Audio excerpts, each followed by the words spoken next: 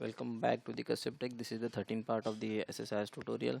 So basically we will see transformation of derived column in SSIS and how it's used in SSIS package and where to use and what is the purpose of derived column. So the derived column transformation create a new column value by applying expression to transformation input column. An expression can contain any combination of variables, function, operator and column from the transformation input. Okay, so basically SSIS derived column transformation is one of the SQL Server integration service that can be added within a data flow task. It is used to add a new column to the data pipeline by applying SSIS expression. The developer can choose whether to add a new derived column or to replace an existing columns. So let's start with the practical and practice how we can use and how we are using the derived column in SSIS. So basically open the SSIS Visual Studios and I have created one SSIS package here derived. So first of all I have to take the data flow task which I have already drag and drop here from the SSIS toolbox, and then go to the data flow task. Then first I need one of the source to fetch the data from the database. Then I will take this one.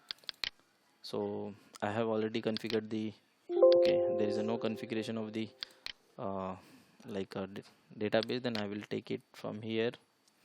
Yeah, it's there is already one data connection. Then I click on OK, and I will choose one source table. Okay, that is one department. Okay, so click on the OK, and I need all the columns. Then click OK. Then I will use derived column from the other transformation. No, not in other transformation. You will get the in a common one. Then this is the derived column. I will join it, and I will check multitask as well for the destination for to view the data, and I will enable the data viewer to see if data is correctly coming or not. Okay, then let's configure some columns. Like by using derived column you can use expression, anything. Like first of all I will check, like suppose this is the table. Okay, and now I wanted another column which contain the name plus group name, like engineering underscores research and development.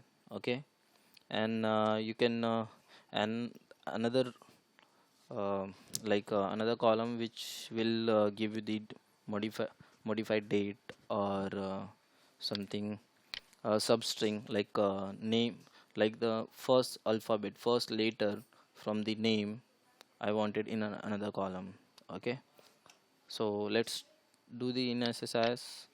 So I will just this is a variable and parameter, it's a system variables, and this column is contain the your source database tables columns.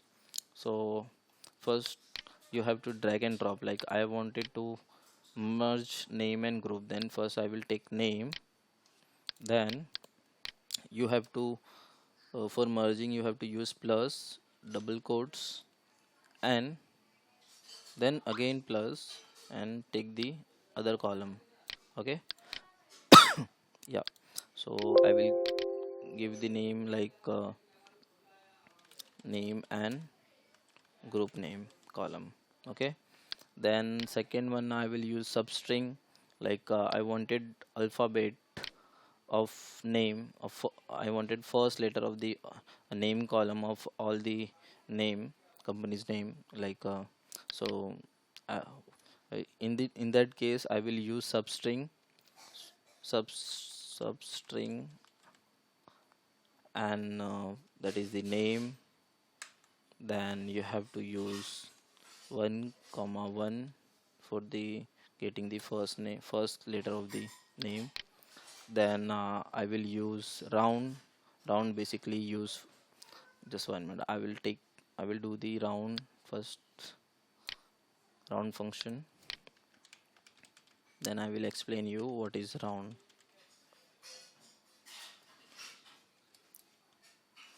Okay, and to then this. Okay, yeah. And there is a one thing, if it's coming in a black, like a black color, it means it's a correct expression.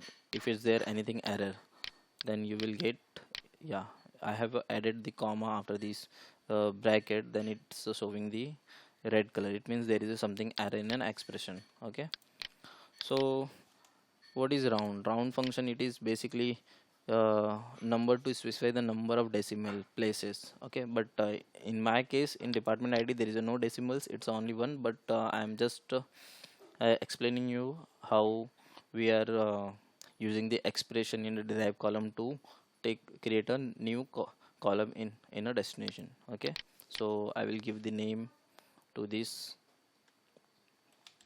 first, later, and this is one is the round function.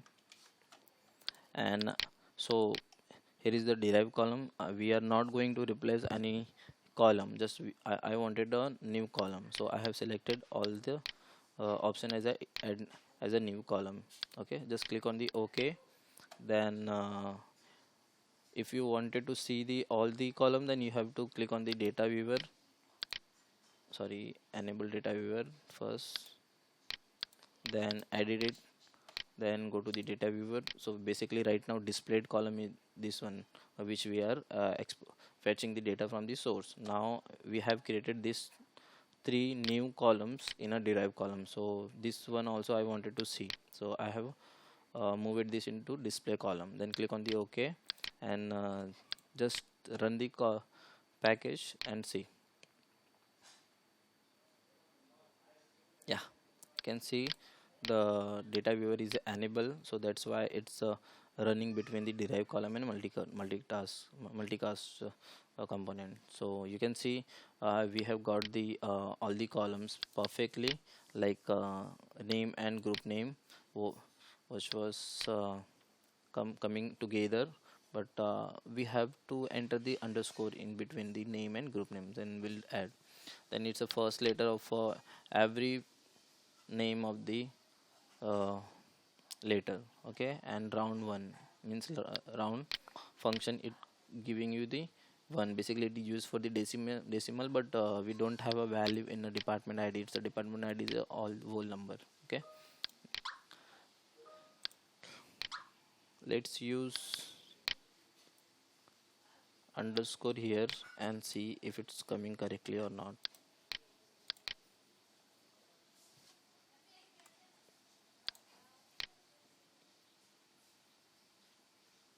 Yep, now it's coming with the underscore in the both the name.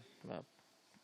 Yeah, that's it about the derived transformation. Please let me know if is there any feedback about the video. Thank you so much.